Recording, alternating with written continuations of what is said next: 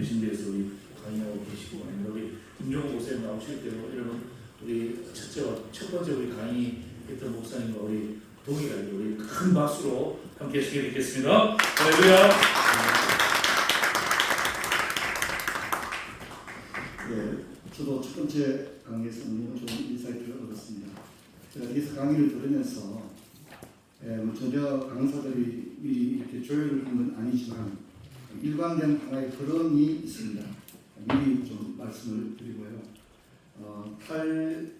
탈교회, 탈종교화 시대인데 제가 이야기하게 되는 것은 탈경전의 시대가 되었다는 거죠. 우리가 대사회적으로 시대적으로 볼 때는 탈기독교, 탈종교의 시대를 맞이했는데 우리 특히 보수교단 안에의 위기는 뭐냐면 탈경전의 시대가 이미 와 있습니다.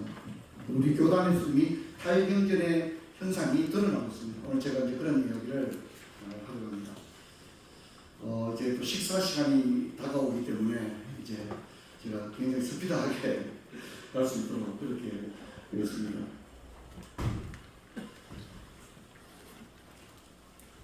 예, 돈이 돈을 버는 속도가 노동으로 돈을 버는 것보다 더 앞질렀다는 거죠. 전통적인 토마스 아퀴나스 또 아우구스티누스가 가지고 있는 생각은 노동을 통해서 돈을 버는 것만이 성경입니다. 이자가 없는 거죠. 이슬람은 지금도 이자가 없습니다.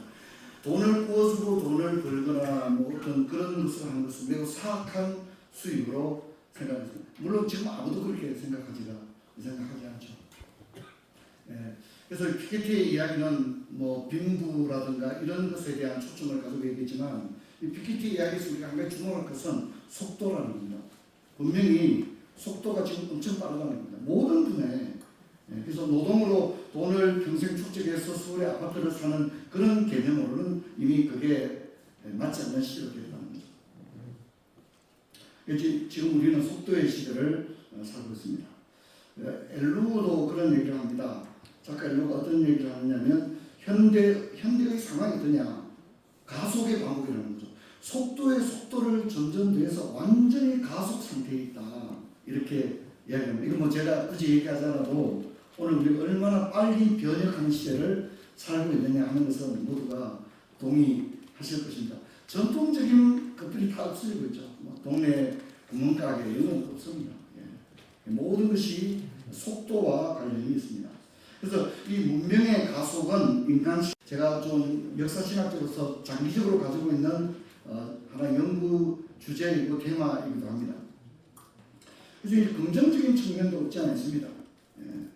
질병을 극복하고 또 생산이 증대되고 편리한 이동수단, 보건상의 발전, 평균 수명의 증가 이런 것들이 이 가속의 발전을 통해서 문명의 혜택을 온 것이 틀림없습니다. 또한 부정적인 측면이 분명히 있습니다. 부정적인 측면은 이제 인간은 제가 이제 오늘 이야기하려고 하는 것 중에 중요한 게 창세기입니다. 저는 지금의 위기는 창세기의 위기라고 생각하고 탈경전의 첫 번째 타깃이 창세기입니다. 지금 우리 사회도 심지어 교회도 진보적인 교단에서는 창세기를 이미 다 떠났습니다. 그리고 매우 중요한 포인트를 얘기합니다. 제가 남미의 교단 관련해서 여러 번 갔는데 남미는 해방신학이 아주 보물을 이루어 지금 해방신학 1도 없습니다. 그래서 제가 물어봤죠. 왜 그렇게 해방신학이 남미를 휩쓸었다가 지금은 아무도 그런 얘기를 하지 않냐 그러니까 아주 재밌는 얘기였어요. 무슨 얘기냐면 자기들은 창세기에서부터 출발한 게 아니라 출애굽기에서부터 출발했죠.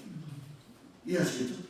출애굽기 해방의 주제를 창세기의 하나님의 기본적인 셋업된 것을 완전히 무시하고 창세기부터 출발했다는 겁니다. 이거 한번 유의해 보시기 바랍니다. 지금 진보적인 신학자들은 창세기 얘기를 거의 하지 않습니다. 창세기를 그대로 펼치는 여러분 이거 굉장히 인사이트라고 생각하시는 겁니다. 여러분이 만일 남은 목회가 10년이다. 진짜 우리 성도들을 신앙 안에 진짜 제대로 양육하고 후임자에게 물려주기 전에 교회를 정초 위에 세워놓고 싶다. 여러분 창세기에 굉장히 여러분 애정을 가져야 됩니다. 우리 한번 깊이 생각을 한번 해보시면 좋겠습니다. 자, 그래서 인간은 호모 라브란스입니다. 노동하는 존재였습니다. 그런데 4차 산업혁명으로 오면서 인간은 이제 더 이상 노동 경쟁력이 기계에 밀리게 되었습니다. 그래서 이제는 노동하는 인간이 아니라 기술을 다루는 호모 테크니쿠스로 변질되는 거죠. 이게 이미 창세기의 인간론을 이미 우리가 이탈하고 있을 정도로 문명의 가속이 창세기를 이미 그냥 버스가 창세기 정상을 지나가고 있는 거예요. 그런 상황이 있습니다. 인간은 노동지위를 성취하게 되었는데 4차 산업혁명에서 가장 많이 얘기한 게 잉여인간입니다. 인간은 이제 남아돈다는 거죠. 왜? 경쟁력이 없는 인간들이 남아돈다. 그렇게 얘기합니다. 인간 소외, 뭐 개인화, 심각하지 않습니까?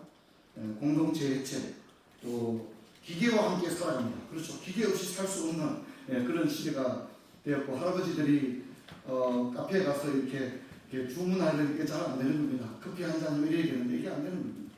그리고 이제 어떤 의미에서 우리가 일제강점기가 아니라 문명의 식민 지배를 받고 있는 그런 시대.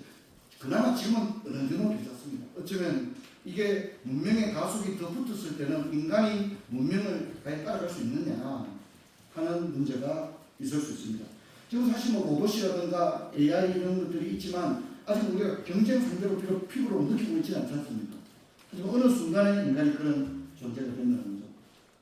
영적인 측면에서 보게 되면 중세로 회귀하고 있다는 특징이 있습니다. 그리고 공간에 혼돈이 있습니다.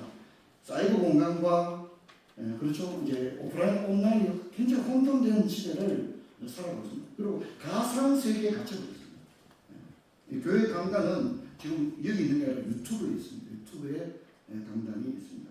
전통적인 예배가 붕괴되고 있습니다. 전통적인 공동체가 붕괴되고 있는. 그래서 저는 이제 이런 생각을 해보거든요. 지금 우리가 복음화 되었습니다. 아까 인도네시아인데 저도 가장 경이롭게 보는 나라 중에 하나가 인도네시아입니다. 왜냐하면 지금 인도네시아가 복음화율이 17%가 들어왔습니다. 경이로운 것입니다. 근데 한국이 굉장히 후하게 쳐서 25% 얘기했지만 지금 25% 말도 안 되고요. 그죠? 20%도 어쩌면 아닐 수도 있거든요. 이단 라벨을 보면 보수적으로 통계를 보는 분들은 한국의 기독교가 17%일 수도 있다는 얘기를 하는 거죠. 근데 인도네시아가 지금 17%로 치고 올라가고 있습니다. 근데 이제 한편 생각해 봅니다. 우리는 지금 우리 한국은 복음화되었느냐? 라고 말할 때 복음화되었다고 생각합니다.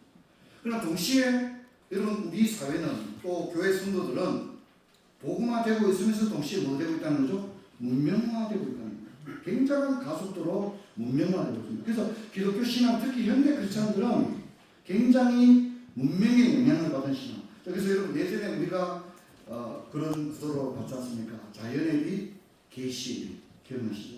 그런데 이제 여기 또 하나의 제3의 빛이 오늘 우리들을 더 강력하게 비추고 있는데 그게 뭐냐면 문명의 빛이라고 하는 그런 부분들을 우리가 생각할 수 있습니다. 그래서 과연 오늘 우리 특히 MZ세대들은 얘네들이 복음화되었느냐 문명화되었느냐 라고 하는 부분에 대해서 복음보다 문명에 더 많은 영향을 받고 있을 수도 있다 하는 것들을 우리가 굉장히 주목을 해야 됩니다. 그래서 이 음베르토 에코가 이제 그런 얘기를 합니다. 현대는 중세는 현대의 자궁이다 이런 얘기를 하는데 제가 이제 종교개혁사 전공을 했는데 학위 과정에서 중세를 전공하고 싶은 마음이 굉장히 많았어요. 그런데 중세 가르치는 교수님이 그런 얘기를 합니다. 중세에 진짜 뼈를 묻으려면 목회를 그만둬야 된다고. 왜냐하면 중세 언어들을 이해하고 이래야 되기 때문에 아예 목회 포기하고 이 세계로 들어오라고 그런 얘기를 했는데 제가 이제 중세에 관심을 많이 느끼는 게 뭐냐면 현대는 중세의 도서관입니다. 여러분 우리 현대의 기형적인 일들이 많이 일어나잖아요. 그런데 지금 현대의 기형보다 중세의 기형이 훨씬 더 심각해요. 그래서 지금 일어나는 새삼스러운 일이 아니라 중세 1000년 동안 다 일어났던 일입니다. 중세의 키워드가 두 개인데요. 중세는 주인이 자리를 찾지 못한 시대였는데 그리스도가 후속자이신 그리스도가 차지해야 될 자리를 사제들이 차지했다는 거죠. 그래서 그리스도는 마리아의 품 안에 안기는 아기로 짓는다는 존재가 됩니다. 그리고 성경이 있어야 될 그 자리에 성사 중심주의가 들어가게 되어서 사실 중세 1000년 동안 사실 성경이 없는 기형적인 기독교가 전개되었던 거죠. 개인이 성경을 가질 수도 없었고 이런 마틴 루터가 9월 성경을 만들어내기 전에 독일인들이 읽을 수 있는 성경은 구텐베르그 독일 성경이 있었는데 그 성경 한 권값이 수도원 하나를 제가 살 수 있는 돈이었습니다. 그러니까 성경의 시대가 아니고 가장 성경적인 시대면서 성경 없는 기독교가 실현되었던 시대가 있습니다. 근데 제가 아까 뭐 얘기했죠. 탈기독교, 탈종교 시대인데 지금 우리 현실 교회 안에는 어떤 일이 일어났다고 그랬죠? 탈경제의 시대가 왔다고 그랬죠. 이미 보수교단은 탈경제로 갔습니다. 제가 김기성 교수님하고 우리 정채성, 우리 이풍인 교수님하고 한 4년 동안 연구하는 가운데 제가 가장 충격을 받았던 것은 기장교단의 스테이트먼트였습니다. 기장교단의 스테이트먼트를 보면 성경에 대해서 뭐라고 하냐면 이런 얘기죠. 진짜 너무 놀랐어요. 우리는 비록 기록된 말씀일지라도 불굴의 의지로 그것을 극복하면 이렇게 말했어요. 무슨 말인지 이해하시겠죠? 성경은 기록되어 있는데 우리는 그게 너무는 종교가 아니라 우리는 비록 성경에 기록되어 있어도 불굴의 의지로 우리가 그걸 뛰어넘겠다. 그게 기장의 헌법에 나와 있어요. 지금 우리가 이런 시대를 가지고 있습니다. 여러분 혹시 제가 이제 그런 얘기를 들어봤는데요. 어떤 분이 자기 교회 목사님의 10년 설교를 정리를 하는 거예요. 이 나쁜 뜻으로 하는 조사를 한 게 아니고 좋은 뜻으로.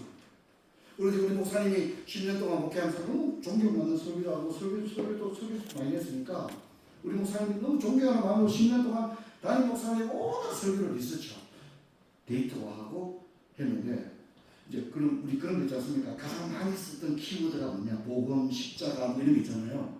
그리고 가장 사용하지 않은 단어가 뭐냐 이런 게 있는데 충격적인 단어 뭐냐면 이분이 10년 동안 지옥이라는 단어 한 번도 쓰지 않아요. 지옥이라는 단어 한 번도 쓰지 않아요. 그 말은 뭐냐면 그 공동체 성도들은 10년 동안 지옥의 메시지를 한 번도 듣지 못한 거예요. 근데 그 이유가 있습니다. 제가 이따 말씀드리겠습니다. 여러분 실제로 지옥이라는 설교를 5년 내, 3년 내에 한 번도 하지 않은 사람들이 굉장히 많은 가능성이 있는데 지옥이 없기 때문입니다. 많은 교단들 가운데 지옥을 이미 지워버렸습니다. 지옥이 없습니다. 그들의 스테이트먼트에 지옥이 없는 교단이 굉장히 많습니다. 그래서 제가 탈경제의 시대다. 이런 얘기를 하는, 지금 우리 보수교단들이 지금 가장 큰 위기는 탈경제의 시대입니다. 코로나는 인간론의 성찰을 가져오게 됐는데요. 아까 제가 했듯이 4차 산업혁명의 성찰 중에 하나는 뭐냐면 인간이 호모 라브란스인데 인간이 호모 테크니쿠스로 가고 있다는 거죠. 그런데 이 코로나로 일어난 인간의 성찰은 뭐냐면 호모 캐리어스가 되었다는 거예요. 인간은 사랑을 주고 그런 전도하는 존재가 아니라 전염병의 매개체가 되었다는 거예요. 인간이라고 하는 것은 전염병의 매개체가 되니까 1m 이상 떨어지고 손 씻고 악수하지 말고 이렇게 하고 이제 이런 인간이라고 하는 것은 그저 전염병이나 옮기는 그런 존재로 코로나의 인간의 어떤 비극, 인간의 실존 이런 것들이 이제 우리에게 있었습니다.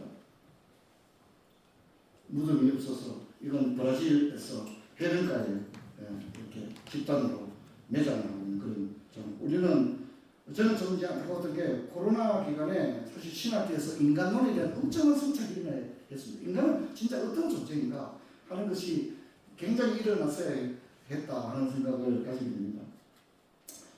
그리고 뭐 문명의 충돌, 이슬람과 뭐 이런 것들도 있고요. 자, 그래서 이제 제가 좀 빠르게 이야기를 하자면 4차 산업혁명의 인간론의 어떤 그 성찰이 오늘 우리들에게 굉장히 중요한 의미를 가지고 있다고 생각합니다. 자, 그러면 이렇게 문명화된 기독교에서 목회를 어떻게 할 것인가? 제 하나의 작은 소개론입니다. 뭐 제가 빠르게 소개. 우선 상처 입은 도시를 품는 어머니로서의 교회론을 회복해야 됩니다. 이게 깔뱅의 교회론입니다. 깔뱅의 교회론은 키프레누스의 이야기를 가져와서 하나님을 아버지라 고백한 자는 교회를 어머니로 받아들여야 한다. 이 키프레누스의 논지를 깔뱅이 기독교에서 여러 차례 이야기를 이게 깔뱅의 교회론입니다. 재밌는 것은 마틴 루터는 도시 혐오자입니다. 도시를 싫어했습니다. 도시를 경멸하고 마틴 루터의 글에는 도시를 마치 그 제약의 장망성으로 그리고 있죠. 그런데 거기에 비해서 이 장깔뱅은 도시를 보는 시각이 마틴 루터처럼 부정적이지 않습니다. 오히려 교회는 병든 도시를 끌어안는 어머니와 같은 역할을 해야 된다. 이것이 깔뱅의 교회론의 핵심입니다. 깔뱅은 분출되는 수많은 문제를 가진 도시로부터 도망하지 않았습니다. 시의회, 깔뱅이 실제로 기독교인으로 쓴 게 아니라 시의회에 사회 문제에 관해 수많은 법안을 제출했던 사람입니다. 그리고 제네바 아카데미를 세우고 제네럴 하스피털 종합구민회를 만들고, 또 목사들이 또 공부할 수 있는 콩그레가시움 이런 제도를 만들고, 또 그 시민들을 기독교 신앙으로 잘 양육하기 위해서 옹지스토와 같은 일단 그 성도들을 돌보는 목양 시스템, 옹지스토와 이런 것들을 만들어요. 깔뱅은 굉장히 현실 참여적이고 현실 문제를 도외시한 채 플라톤적인 어떤 이상적인 말을 이야기하는 건 절대 아닙니다. 저는 그래서 우리가 개혁주의가 이 장깔뱅의 진짜 교회를 이해한다면 진짜 교회야말로 이 시대의 희망이다. 저는 그렇게 이야기할 수 있겠다. 그래서 깔뱅은 도시의 기초를 성경이라고 설명했고 성경을 배우는 도시가 제네바입니다. 제네바. 그래서 이제 장자크 루소가 제네바 아카데미에서 공부를 했습니다. 그리고 장자크 루소의 아버지가 제네바의 시계 수를 공부했습니다. 그런데 이제 아버지가 살인 사건에 연루돼서 이 루소가 프랑스로 도망을 갑니다. 그래서 프랑스에서 이제 소르본 대학 근처에서 카페에서 커피도 마시고 있는데 이 장자크 루소가 너무 입담이 좋으니까 사람들이 저녁마다 이 루소의 이야기를 듣기 위해서 카페에 모이는 거죠. 근데 이제 루소가 이런 얘기를 했습니다. 너무 재밌는 얘기인데요. 프랑스의 시계 수리공은 절대 내 고향 제네바의 시계 수리공을 따라갈 수 없습니다. 이런 얘기를 했어요. 왜 그러냐 이런 얘기하니까 우리 고향에서는 시계 수리공들도 제네바 아카데미에서 히브리어, 헬라어, 라틴을 다 공부한다. 그렇게 얘기합니다. 어떻게 이 기술만 가지고 있는 독일과 프랑스의 시계 수리공들이 따라가느냐. 그럼 또 무슨 얘기합니다. 우리는 돈을 벌기 위해서 시계를 수리하지 않는다. 우리 고향에서는 어떤 누구도 돈을 벌기 위해서 시계를 수리하지 않는다. 왜 우리는 시계를 수리하느냐. 시계를 만들고 시계를 디자인하고 시계를 수리하는 것이 하나님의 소명이라고 생각하기 때문에 이게 지도성입니다. 시계를 수리하는데 소명으로 생각하고 수리하는 사람하고 돈을 벌기 위해서 수리하는 것은 차원이 다르지 않느냐. 루소가 제네바 아카데미에서 공부를 제대로 한 거죠. 그래서 성경을 배우는 도시, 굉장히 멋진 이야기 같습니다. 뭐 성시와 이런 얘기하는데 성경을 배우는 도시. 시민들에게 누구든지 성경에 대해서 알고 교회를 오세요가 아니라 성경을 알고 자는 사람은 누구든지 성경을 공부할 수 있는 열린 아카데미. 그게 깔뱅이 그걸 했습니다. 16세기 제네바에서. 그래서 옹지스토와 이 콩그레가시움이라고 하는 제네바 목사는 10명밖에 안 됩니다. 그리고 제네바가 베른이라든가 이런 영지에 있는 목사들까지 다 합하면 목사 수가 한 17명쯤 됩니다. 그런데 그 목사들은 의무적으로 깔뱅이에서 있는 목사는 공부하지 않으면 목사를 그만두게 됩니다. 그리고 혼자 서재에서 공부하는 게 아닙니다. 반드시 목사는 공적 인물이고 공적 사역이고 공교회선을 가졌기 때문에 목사들이 함께 모여 공부를 합니다. 그래서 공부할 때 시민들이 이해할 수 있는 프랑스어로 공부를 했습니다. 그런데 목사들만 모인 것이 아니라 뒷자리에는 제네바 시민들이 와서 목사들의 디스커션을 듣는 겁니다. 그럼 이브이 목사님이 이제 10편 1편을 히브리어로 막 읽으면서 이 파신도 하고 막 이야기를 합니다. 그리고 질문을 주고받습니다. 그리고 마지막에 깔뱅이 나가서 정리를 하고 또 시민들 중에 질문을 받기도 합니다. 그런데 제네바 시민들이 관심이 있기 때문에 15명의 목사들이 모여서 성경 공부를 하는데 뒤에는 30-40명의 시민들이 와서 듣는 거예요. 그런데 이 제네바 목사의 회의록을 보면 그 성경 공부할 때 참여했던 목사님들 누가 결석했고 명단도 있고 시민들의 청강하는 시민들의 명단이 다 나와 있습니다. 그게 역사가 다 나와 있습니다. 그러니까 깔뱅은 이런 생각을 하는 거죠. 도시 전체가 성경을 배우는 도시 제네바입니다. 그래서 나중에 제네바가 여러분 잘 아시다시피 존 녹스가 1500년대 후반에 제네바를 방문했을 때 그리스도 이후에 가장 성경적인 도시다. 제네바를 그렇게 얘기했습니다. 오늘 가장 멋진 도시는 도로가 잘 닦인 도시가 아니라 성경을 배울 수 있는 인프라가 아주 자연스럽게 열려있는 도시. 그렇다면 저는 그 굉장한 우리가 하도를 던져주는 일을 깔뱅이 하고 있다고 생각합니다. 아까 얘기했듯이 그리스도의 문화산이 있고요. 그래서 폴 리케르가 그런 얘기하죠. 그리스도인들은 문화사명이 있다 이런 얘기합니다. 문화사명. 그래서 자신의 문화권에서 문화에 대한 사명을 가지고 있다. 폴 리케르가 그런 얘기합니다. 그리고 기독교 계시의 문명성, 거룩한 산지설들이 한다. 이런 제가 이런 질문을 했습니다. 한마디로 정리하자면 교회는 병든 도시를 품는 교회가 되어야 하고 도시 전체가 성경을 공부하는 도시가 되어야 한다. 그래서 성도 수를 불리기 위해서 교회 안에 폐쇄형 성경 공부 그룹만 있는 게 아니라 완전히 그냥 열린 누구든지 와서 기독교에 대해서 듣고 교회 사에 대해서 들을 수 있는 그 지역에 존경받는 목사님들이 메신저가 돼서 전할 수 있는 그런 독창적인 시스템들이 굉장히 필요하지 않나 생각합니다. 그래서 이제 갈뱅은 이런 얘기를 합니다. 어머니라는 이 단순한 말에서 우리는 교회가 얼마나 쓸모있고 필요한 것인지 배우도록 하자. 이 교회는 어머니가 되어야 된다라고 얘기합니다. 그리고 이제 만일 이 어머니가 교회가 우리를 잉태하지 않고 자신의 젖을 먹여 가르치지 않는다면 나아가 끊임없이 우리를 보살피고 훈육하지 않는다면 생명을 얻을 수 있는 다른 방편은 결코 존재하지 않는다. 그래서 그 지역의 교회가 개교주의가 되는 것이 아니라 전체를 품을 수 있는 개포동의 시민들이 누구나 다 개포동에 이사 왔다가 우리 뭐 성경 배울 수 있는 기회가 너무 많아가지고 나도 뭐 몇 번 가서 듣게 되고 내가 참 교회는 안 다니지만 기독교에 대한 내가 잘못 가졌던 편견들이 개포동에 살때 진짜 많이 깨졌고 우리 아이들도 성경학교도 다니고 이렇게 되었다라고 하는 것이 갈뱅이 생각하는 이상적인 그런 부분입니다. 제가 이제 좀 더 속도를 내려고 합니다. 이것은 지난 오랜 세월 동안 우리 신학부 세미나에서 강의를 했던 그런 주제인데 제가 아까 무슨 얘기했죠? 탈기독교, 탈종교의 시대인데 우리 교회 안에 탈경제의 시대가 왔다. 탈성경의 시대가 왔다는 겁니다. 아까 기상청 얘기했는데요. 생각보다 심각합니다. 저는 이제 이 분야가 제 전공이 아니었지만 교단 신학부에서 일하면서 여러 목사님들과 협업을 해서 각 교단의 디노미네이션 테올로지를 연구하는 가운데 한국은 이미 탈경전의 시대에 이미 들어와 있습니다. 깊숙이 들어와 있습니다. 성경에서 굉장히 이탈을 해버린 상황인데 이제 우리는 지금 이 세미나가 우리 교단 세미나이기 때문에 우리 교단도 예외가 아닙니다. 우리 교단에 많은 문제가 있습니다. 뭐 정년 문제가 있고 여러 가지가 있지만 제가 볼 때는 이제 점점 본색을 드러내고 있는 교단 안에서의 이 탈성경적인 시도들 여기에 대해서 굉장한 경각심을 가져야 되고 저는 이걸 막을 수 있는 사람들은 신학부에는 전혀 없다고 생각합니다. 이게 현실입니다.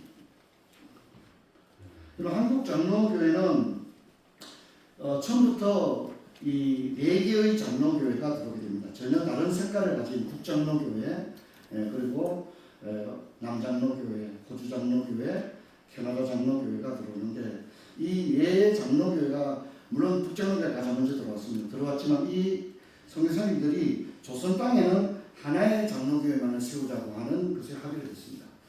그래서 이제 1893년부터 1900년까지는 선교사 공예 시대가 있었는데 제가 과관련에 박사학위 논문을 읽다가 이제 가관련이 좀 아쉬워한 게 뭐냐면 1893년부터 1900년까지 선교사들이 모여가 영어로 쓴 회의록이 있었다는 거예요.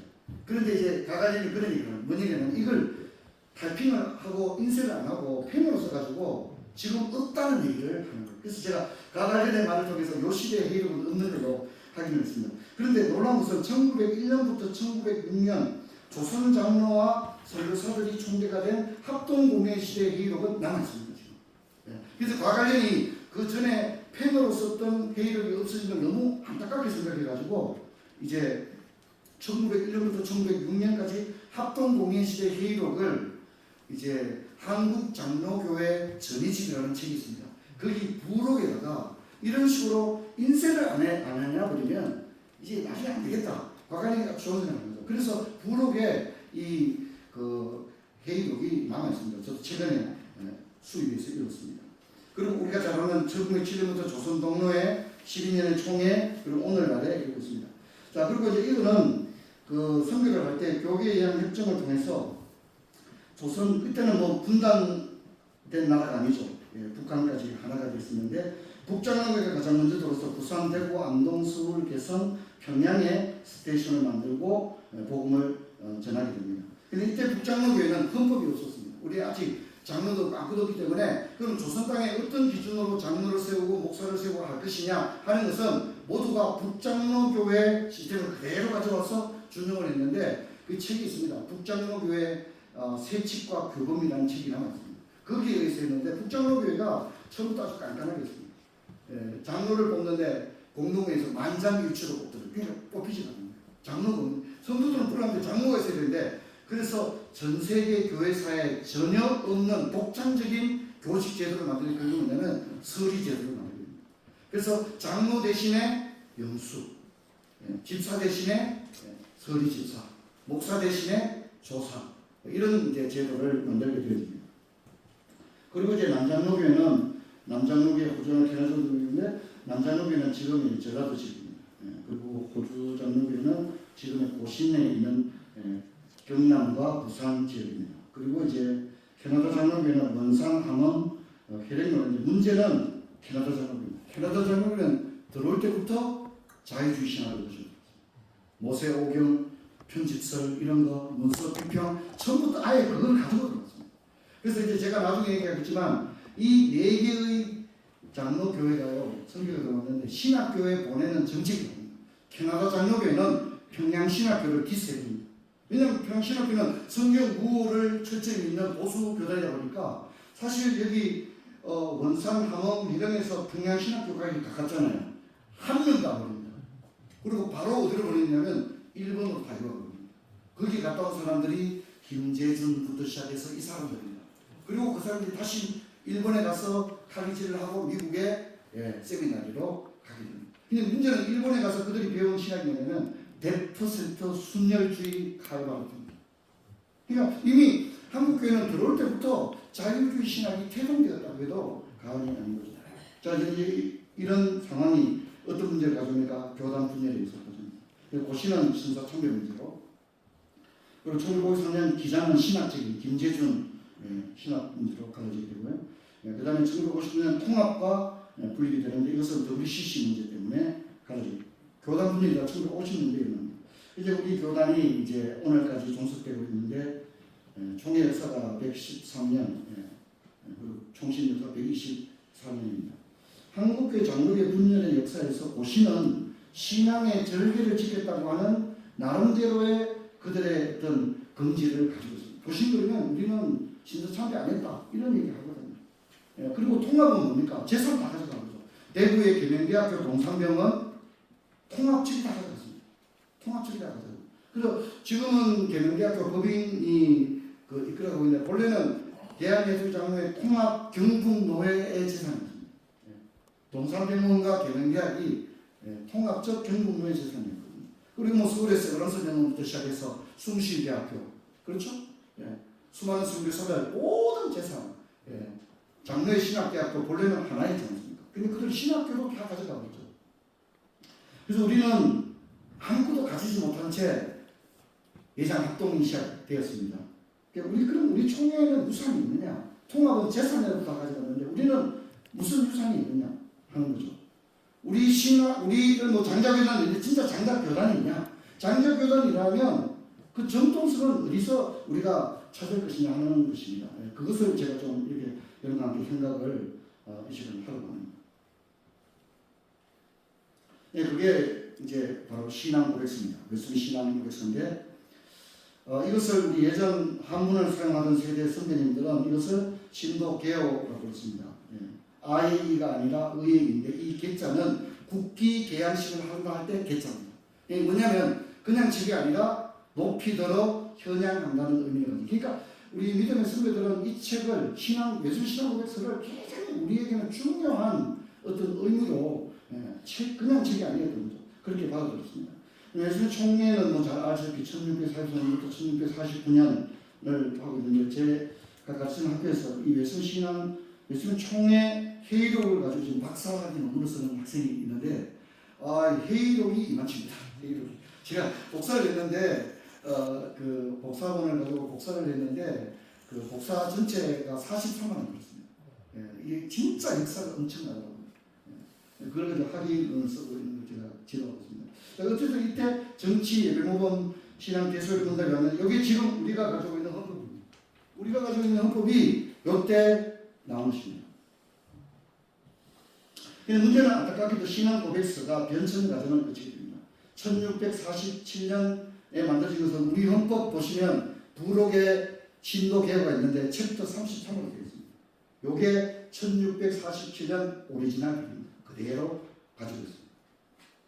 근데 이게 미국 북장로교회 언더우드를 파송했던 북장로교회에서 1903년에 이 신앙고백서를 35장으로 만듭니다. 그래서 대부분 한국의 보수 진보 교단의 헌법을 보면 신앙고백서가 챕터 35로 되어 있습니다. 그것은 북장로교회가 1903년 미국에서 자유주의 신학을 받아들인 신앙고백서로 바꾼 것을 그대로 가져가고 있는 거죠. 자, 그러면 뭘 바꿨느냐 하는 겁니다. 뭘 바꿨습니까? 성경 무어를 포기합니다. 그래서 이들의 스테이트먼트를 보면 성경은 정확무한 하나님의 말씀인데 정확무어를 다 빼버립니다. 성경은 하나님의 말씀입니다. 이렇게 얘기합니다. 그리고 보편구원론을 채택하는데 예전과 유기가 있잖아요. 근데 유기를 빼버립니다. 구체적 아예 유기를. 그래서 이제 칼바르트의 사랑의 하나님이라고 하는 교리적 그 모멘텀을 가져와서 사랑의 하나님이 어찌 자기 백성을 버리시겠느냐. 유기는 성경에 단어가 있지만 유기는 없다. 그래서 버릴 짐이 없다고 말합니다. 유기가 없으면 지옥이 없는 거잖아요. 그죠? 지옥이 없으면 사람이 다 어디로 가죠? 다 천국에 가죠. 그게 바로 보편구원입니다. 그리고 선택된 유아만이 구원받는 게 아니라 모든 유아는 구원받는다. 그렇게 하고 34, 35장 추가됐습니다. 여기 관심 있는 분들은 통합적 헌법책을 한번 보시면 안 사도 되고요. 서점에 가서 이렇게 있지 않습니까? 볼 때 통합적 헌법책 한번 봅시다 하고 뒤에 한번 보시거든요. 그래서 자세히 보면 이 통합책이 34, 35장 다른 거 아니도 돼요. 우리가 똑같으니까. 뒤에는 34, 35장을 읽고 그 뒤에 보면 해설이 나옵니다. 해제문이 중요합니다. 해제문은 해석을 해놓은 건데 지옥이 없다고 말합니다. 지옥이 없고 모두가 무조 종교다운주의고 보편구원론을 가지고 있습니다. 그리고 이 북장로교회는 1903년에 한번 수정한 다음에 1967년 최신한국을 만드는데 이건 아예 바르멘 선언을 수용하고 삼위일체 성경무 이런 전통주의적인 기독교 용어를 다 삭제해버리고 대요리 문답을 폐기합니다. 시대적으로 맞지 않다는 말이죠. 성자의 양성교리를 폐기하고 보편문서를 채택합니다. 자, 그래서 이 미국에 어떤 영향을 미칩니까? 우리에게 언더우드를 보내주었던 북장로교회는 1903년에 자 1903년이면 언더우드가 한국에 1885년에 왔다가 1903년에 본국의 교단에서 신앙고백서를 바꿨단 말입니다. 그러면 1903년이면 언더우드의 시각에서 본다면 조선 땅에는 아직 목사가 있어요? 없어요? 목사가 없습니다. 이게 딜레마가 되는 거죠. 이 조선 땅에 아직 목사도 없는데 본국의 진보주의적인 신앙고백서를 가져올 것인가 하는 딜레마가 남게 됩니다.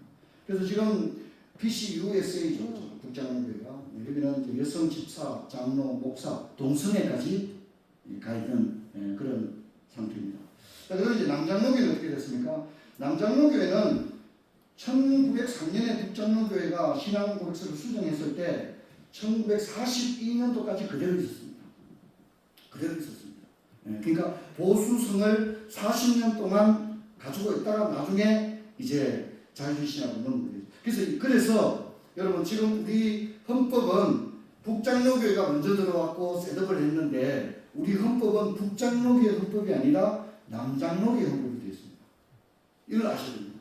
언더우드부터 선교사 숫자도 북장로교회가 절대적으로 많기 때문에 1907년 조선 독립을 하면서 어떤 헌법을 제정할까요? 라고 하면 그냥 북장로교회가 숫자가 많기 때문에 북장로 헌법하게 되어 있습니다.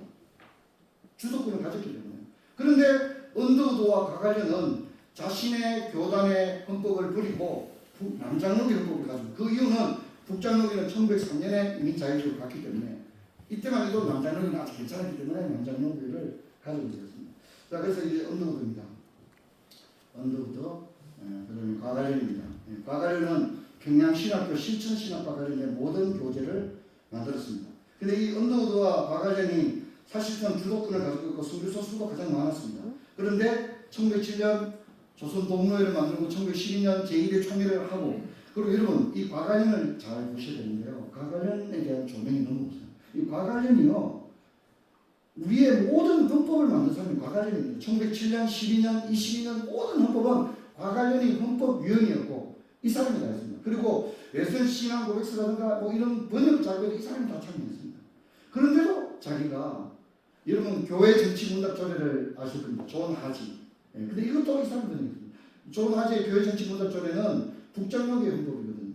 그런데 이것을 안 하고 남장로를 합니다. 재밌는 것은 이눌스 박사입니다. 이 레이놀즈는 남장로교회 교수인데 이 레이놀즈를 조선 땅에 데려온 사람은 놀랍게도 언더우드입니다.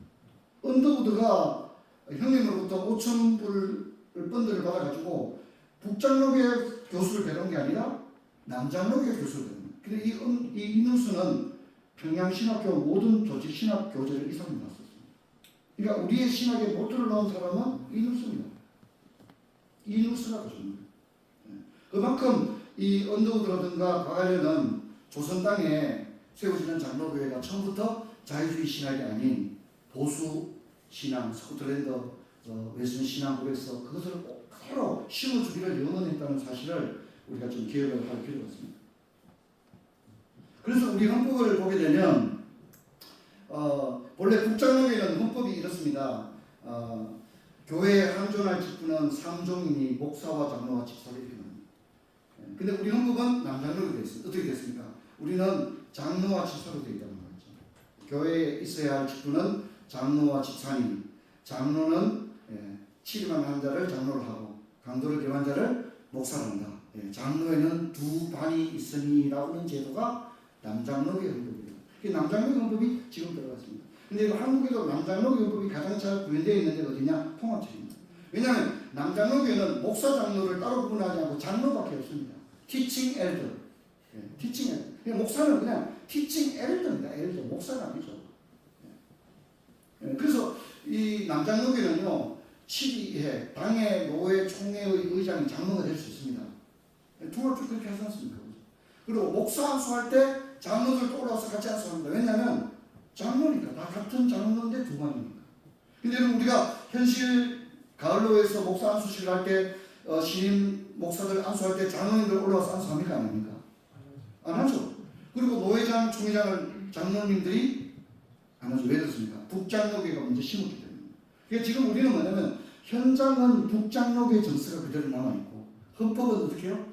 남장로교 헌법을 가지게 된 이 기형적인 일은 1903년 신앙고백서가 변개됐기 때문에 그걸 알아야 합니다. 그리고 평양신학교가 이제 일제강점기에 폐교가 되었는데 전기 평양신학교가 진짜 평양신학교죠. 후기 평양신학교도 있습니다. 후기 평양신학교는 친일파들이 합니다. 그래서 일본 정부에서 평양신학교를 다시 열거했는데 이 신학교를 차지했던 사람들은 친일파입니다. 친일파.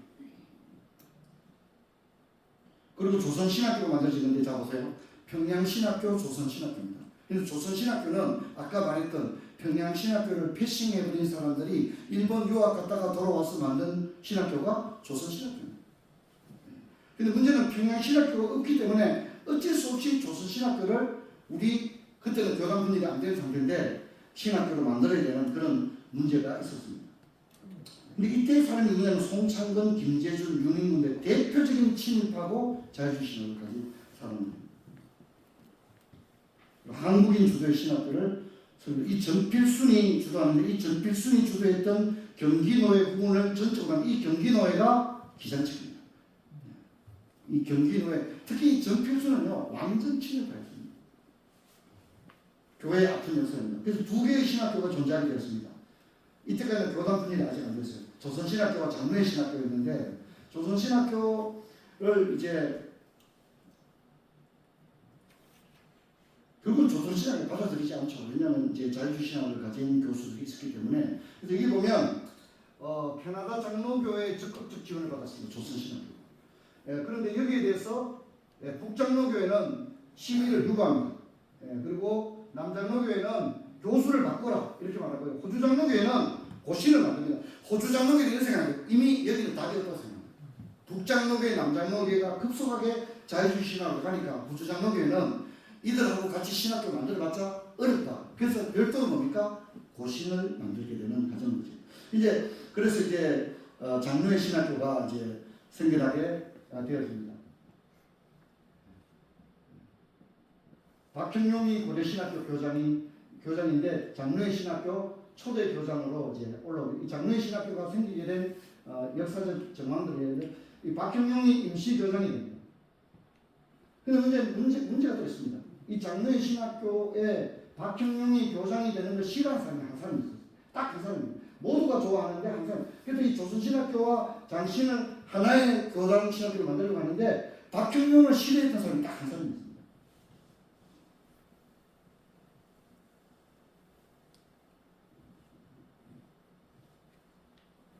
안두환입니다. 안두환. 계명대학교 아담스 첩필관 아담스 그 안두환입니다. 근데 이 안두환은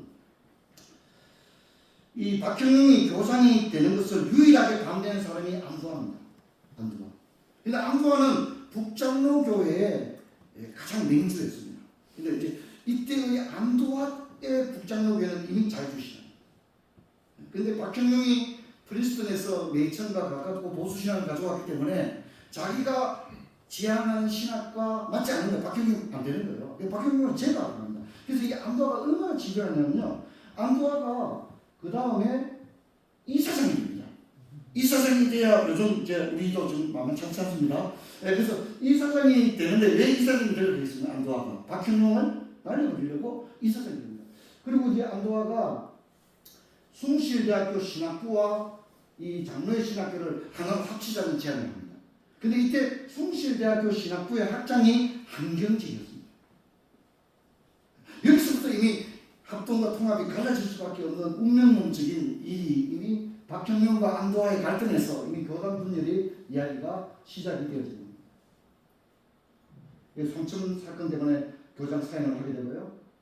그리고 이제 북장로교회 정필순 경기노회 그래서 이 사람들이 경기노회에서 통합측으로 모이죠. 근데 이건 자세히 보셔야 됩니다.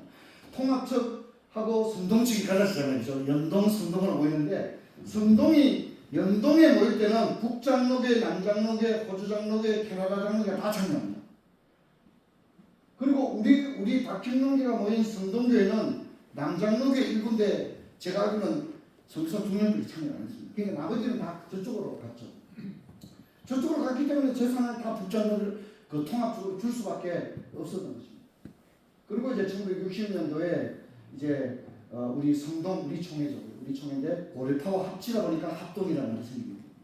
근데 그때 그 해외에서 교단에서 방문한 사람들은 OPC하고 CRC만이 우리를 방문했고 나머지는 다 통합 연동 측에 참여를 하게 됩니다. 이것이 이제 교단 분열이었습니다. 그래서 사실상 이제 우리 교단 합동 그 통합의 분기점은 바로 박형용과 한경직의 갈등이 있었다고. 이게 두 사람 다 공교롭게도 프린스턴에서 공부했습니다.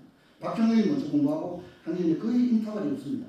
그런데 박형용은 친메이천 보수신앙을 지향했고요. 이 한경직은 완전히 메이천을 디스했습니다. 프린스턴에서 공부하면서도 메이천을 완전히 디스했습니다. 이 두 사람의 신학적인 이 차이는 이 합동통합이라는 말이 있기 전에 박형용측, 한경직측으로 불렸습니다. 이런 역사가 교단 분열이 올 수밖에 없는 그런 구조를 가지게 되었습니다. 그래서 일제강점기에 조선혁신교단이 만들어졌는데 이 얼마나 무섭냐면요. 모세오경과 요한계시록을 1942년도에 못하겠다. 이거 주된 사람이 전필순입니다. 그리고 이제 1945년 우리가 그 광복을 맞은 해죠. 근데는 이름을 일본 기독교 교단이 됐습니다. 이제 조선은 없는 거예요. 완전 일본인데 이 얼마나 지구리가 없냐면요. 예, 이제 이런 사람들이 이제 했는데 그 어떤 문제가 있었냐면 1945년도에는요 사범수 외에는 설교를 못 하겠어요. 예, 그리고 뭐 어떤 의미에서 성경을 일본이 건든 거죠. 그리고 폐망을 하게 되는 것이었습니다. 자 그러면 자 이제 결정입니다. 이제 결론을 자 그러면 1647년 신앙고백서를 유지하고 있는 데가 우리 합동입니다. 그래서 12신조 신앙고백서 대열이 소위 그대로 가지고 있는 게 우리 교단이고 헌법에 지금 그대로 가지고 있습니다. 근데 합신도 그대로 가지고 있습니다. 대신측이 가지고 대신은 백석 갔다가 붙었다 이래가지고 지금은 함께 노예 숫자도 안 되는데 저 사람들이 작년인가 1647년 그걸 하겠다고 선언을 했어요. 사실상 합동 측이 1647년 신앙고백서를 버려버리게 되면 아시아의 개혁교회는 하나도 없습니다. 아시아의 스코틀랜드 보수신앙은 완전히 개멸된다 이렇게 이야기할 수 있습니다. 자 그러면 통합측은 어떻습니까? 통합측은요 아까 제가 지용 얘기했죠. 통합측은 12신조를 바꿨습니다. 12신조의 제12번을 보면 죽은 자가 끝날에 부활함을 받고 그리스도의 심판하는 보호자 앞에서 하나님 선악간에 행함을 따라 보응을 받을 것이요 그리스도를 믿고 복종한 자는 현재의 삶을 얻고 영광 중에 영접을 받으려니와 오직 믿지 아니하고 악을 행한 자는 정죄함을 얻어 그 죄에 적당한 형벌을 받는 일이 되는데 통합적 자 여러분 이제 서점에 가시면 통합적 헌법책에서 12신조의 제12번을 한번 보시기 바랍니다. 여기 지옥이 없습니다. 그래서 믿지 아니하고 악을 행하는 자 이걸 지워버렸습니다. 믿는 자가 천국에서 누릴 것만 놔두고 뒤에 있는 지옥 불신자가 지옥에 간다는 말을 지워버렸습니다. 왜냐하면 신앙 고백서도 그렇기 때문에 12신조도 이들이 바꾸거든요. 그러니까 공식적으로 말하면 통합 지도자들이 목사 한 수 받고 장로할 때 성경과 헌법에 손을 얹고 한다고 했을 때 그들은 자신의 신앙 고백에서 뭐가 없다고 말하는 거죠? 예, 지옥이 없다고 말하고 이게 현실입니다. 여러분께서 한번 생각을 한번 해보시면 좋을 것 같아요. 기자는 신앙 고백서가 아예 없습니다. 백석도 수정을 씁니다. 놀랍게도 고신도 수정을 씁니다. 고신. 그 고신은 신신을 없애버렸습니다. 그리고 백석과 통합은 여성 한수를 하기 때문에 대우리를 다 없앴습니다. 소유리만 있습니다. 이렇게 뭡니까? 세월이 이렇게 그러면서 전통 신앙의 정통성, 언더우드와 가갈련과 이문스가 생각했던 정통성을 가지고 있는 것은 예상 합동적밖에 없습니다. 그래서 우리는 왜 이걸 이렇게 잘 가지고 있을까요? 우리는 이제 워낙 귀찮기 때문에 다루지 않기로 하다 뭐 이렇게 해가지고 다루지 않은 까닭이 지금까지 가지고 다루었다면 우리도 바꿔줄까요? 다루지 않는 것은 고신도 이 문제를 모르게 알아요. 고신도 알아요. 이걸 문제를 제기해서 2022년도 고신총회 동영상을 보면 흔하게 올라옵니다. 1647년으로 다시 신앙고백서를 바꾸자, 돌리자, 12신조를 다시 부활하자 했는데 여러분 총회에 다니고 알지만 총대들은 계속 젊은 사람으로 지금 대치되고 있습니다. 고신도 소장파들이 거의 끌어오고 있습니다. 그러다 보니까 제가 누구라고 말하지 않지만 몇몇 교수들이 나와 발언했는데 그대로 부결되고 있습니다. 지금 이것이 오늘 한국 장로교의 어제와 오늘입니다. 여러분이 기억할 필요가 있습니다. 제가 시간이 없기 때문에 그냥 좀 전체를 좀 패스를 하면서 좀 넘어가도록 하겠습니다. 다 할 수가 없고요.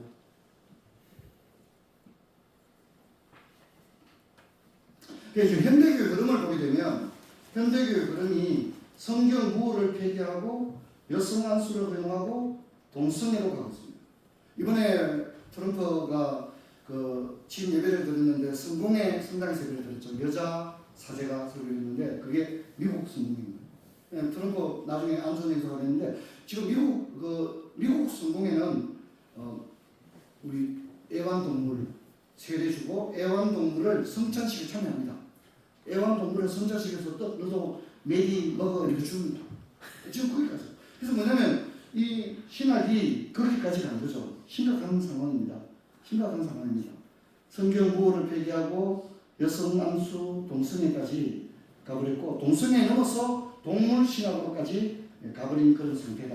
제가 그 얘기하고 시간이 없어서 제가 얘기하자면 요거는 한번 얘기하겠습니다. 요게 이풍인 목사님과 함께 연구했던 총회 신학 정체성 선언문 해설입니다. 이걸 작업을 했습니다. 그래서 여기에는 이제 우리가 우리의 헌법에 있고 신앙고백서에 있지만 우리 신앙고백서는 동성애 이런 단어가 안 나옵니다. 그렇죠, 그죠? 네. 그래서 그런 현대적인 이슈에 대하여 우리가 어떻게 바라봐야 하는 것들을 여기 실었고요. 네, 감사하게도 107회 총회 때 통과가 되어서 지금 우리 헌법책 뒤에 부록에 이 신앙 고백서 정체성 선언문과 해설이 여기에 들어 있습니다. 그래서 여러분 헌법책 사시거든 뒤쪽에 그런 것도 있다고 한번 보시면 좋을 것 같고요. 우리 앞에 목사님처럼 저도 칼같이 시간을 좀 지키겠습니다. 5분 남았는데 하나만 얘기하겠습니다. 2005년 신학진암에 쓴 서철원 교수의 글입니다. K 교수는 복음의 내용을 제시하였다. 총신의 여성 안수를 주장했던 김세현 교수의 글을 말합니다. 그리스도의 복음을 선포함에 인종적, 신분적, 성적 차별을 철폐하여 만민에게 자유와 정의와 평화를 확대하는 것으로 제시했다. 우리는 복음의 선포자의 자격에 성별 간의 차이를 결코 부과하지 않는다. 남녀가 다 복음의 전사들이 되기를 바라고 있다. 단지 여자들이 목사가 되어 교회에서 하나님의 말씀을 가르치는 것에 대하여 성경에서 아무런 근거를 발견하고 있지 못할 뿐이다. 이렇게 얘기합니다. 그러니까 여자들이 안수하여 세우는 한정 여자들이 설교 못하고 뭐 이런 게 아니라 목사로 안수되는 것에 대하여 성경적 근거를 찾을 수 없다. 그렇게 이야기를 하고 있는 것입니다. 그래서 자, 요거 한번 보겠습니다. 그러면 김세윤은 왜 여성 안수를 주장했는가 하는 것을 서철원이 정리를 하는 거예요. 그래서 자, 이거는 이제 김세윤의 글입니다. 그리스도가 구속한 여성 드라마에서 책입니다. 그래서 많은 김세윤의 이야기입니다. 서철원이 이야기한 김세윤의 언어입니다. 사본학적 불안정성과 문맥상의 문제점을 감안하여 34, 35절 이거는 고린도전서 14장 34, 35절을 말합니다. 그래서 이것을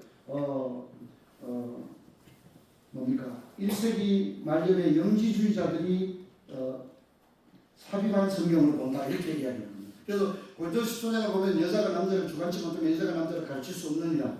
그리고 디모데전서 2장과 디모데후서 3장에는 감독은 하나님의 남편이 되매라고 하는 것을 정경으로 인정하지 않는다는 거죠. 저런 여성 안수를 가로막는 그런 저 구절들은 성경에 정경성이 없는 1세기 남성 우월자들이 성경에 삽입한 구절이다. 이런 식으로 해석을 하고 있다는 것입니다. 여러분 제가 이제 아까 기장 얘기도 했습니다만 우리 뭐 다른 교단 얘기는 아예 하지 않겠습니다. 성경에 나오는 지옥을 그들의 스테이트먼트에서 아예 제외했습니다. 여러분 현대 주석들 저도 이제 책 사면 관심이 있는데 저는 책 사면 주석을 사면 가장 먼저 고린도전서 14장하고 디모데전서 2장부터 먼저 봅니다. 그러면 많은 현대 주석들이 본 구절은 성경의 정경성을 의심받는 구절이므로 설명을 생략하려고 대부분 그냥 문맥적 성경으로 인정을 하지 않습니다. 현대 신앙이 그렇습니다. 이런 상태에 있습니다. 그래서 제가 아까 말씀드린 것처럼 탈경전의 시대에 왔고요. 우리 교단도 오랫동안 성경 말씀대로 믿으려고 하는 생각을 가졌죠. 서철원 박사 이야기처럼 성경에서 아무런 근거를 발견하지 못한다. 우리 교단에서 여성 강수, 여성 강수 이게 굉장히 많이 있습니다. 근데 대부분 제가 그 관계자들 만나보면 목사님 시대가 어떤 시대인지 다 그렇게 얘기합니다.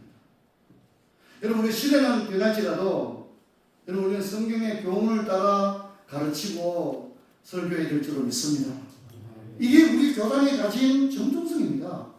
그렇지 않으면 통합과 기장과 다를 바가 뭐가 있겠습니까? 그런데 우리 교단이 굉장한 위험한 상태에 있다. 저는 개인적으로 그렇게 생각을 합니다. 그래서 우리 선배들이 오늘 전해준 교단의 정통성, 자존심, 긍지, 유산을 지켜내는 우리 신학부와 또 여기에 모신 모든 목사님들 되었으면 하는 간절한 바람에서 말씀을 들었습니다. 정리를 하자면 깔뱅이 말했던 제네바 모델처럼 도시를 품는 교회인데 교회가 무엇으로 도시를 품을 것인가? 성경을 가르치는 교회. 그리고 탈경전의 시대 대표적인 마지막 보수 교단인 우리 교단에까지 탈경전의 주장들이 물밀듯 밀려오는 이때에 우리 후배들에게 성경적인 정통성의 교단과 교회를 물려주는 일에 우리 모두 힘을 모았으면 좋겠습니다. 마치겠습니다. 고맙습니다.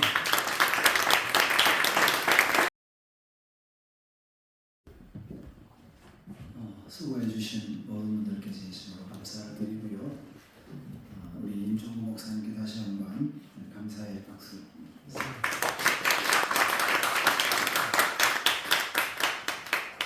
식사 5층에서 끝나고 5층에서 식사를 하도록 하겠습니다. 우리 식사를 위해서 방송로의 김윤규 목사님 한번 기도해 주시고 우리 5층으로 올라가도록 하겠습니다. 하나님 아버지 감사합니다. 총회신학교 세미나를 통하여서 우리가 현재 당면하고 있는 현실과 사회 이런 것들이 우리들에게 어떻게 준비하고 대처하고 우리가 나아가는 방향에 대한 그런 모색들을 듣게 해주시고 또 고민하게 해주시니 감사합니다. 배운 내용들 또 우리들이 깨달은 내용들을 우리들의 목회 현실에서 우리들의 사역에서 잘 적용하고 또 이런 것들을 방법을 모색할 수 있도록 도와주시옵소서.